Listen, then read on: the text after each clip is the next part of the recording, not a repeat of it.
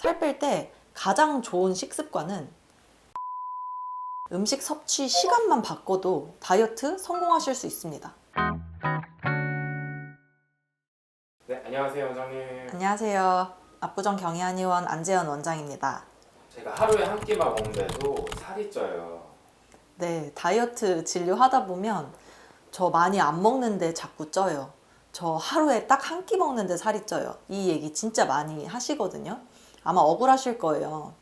근데 이런 분들 제가 상담하면서 파헤쳐 보면 아침 굶고 점심 대충 때우고 퇴근 후에 저녁으로 한 끼만 딱 한 끼만 제대로 몰아서 드시는 분들 있거든요. 이제 하루에 한 끼만 먹었는데도 불구하고 살이 찌는 거죠.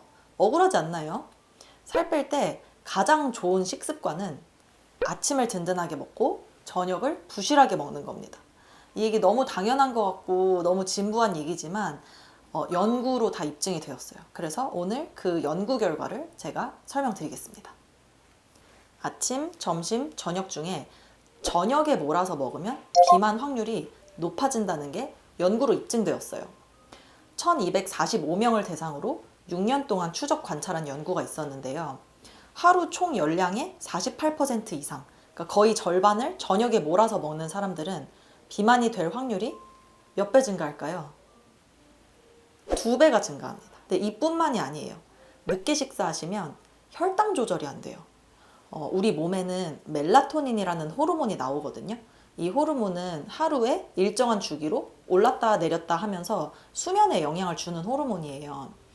그러니까 수면에 영향을 주는 호르몬이니까 이 호르몬은 저녁 8시 정도부터 증가하다가 새벽 한 2, 3시쯤에 피크 찍고 쭉 떨어져서 아침 7시에 제일 떨어지는 거거든요.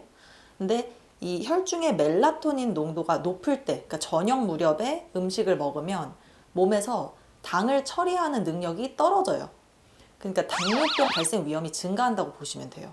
따라서 멜라토닌 농도가 높은 저녁 8시 이후, 이때 먹으면 늦은 저녁이잖아요. 혹은 야식. 늦은 저녁이나 야식을 먹으면 혈당 조절이 안 됩니다.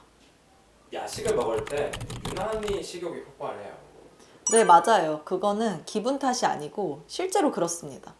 왜냐면 멜라토닌이 분비되는 시점과 우리가 음식을 먹는 그 시점 간격이 짧을수록, 그러니까 음식을 늦게 먹을수록 실제로 식욕이 증가하고 고열량 음식에 대한 욕구가 증가해요.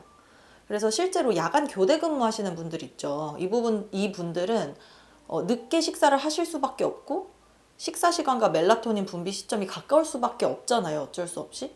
근데 이런 분들은 비만 위험이 증가하고 이상 식욕 항진증, 고열량 음식에 대한 욕구 증가 등을 경험하는 것으로 나타났습니다. 그럼 퇴근이 늦는데 어떻게 해야 할까요? 이럴 경우에는 퇴근하고 집에 와서 다 씻고 식사하시면 너무 늦어요. 안 돼요. 그래서 회사에서 일 다 하시고요. 회사에서 떠나기 전에 계란 2알 드시고 퇴근하세요. 그리고 집에 가서는 뭘 더 드시지 마세요.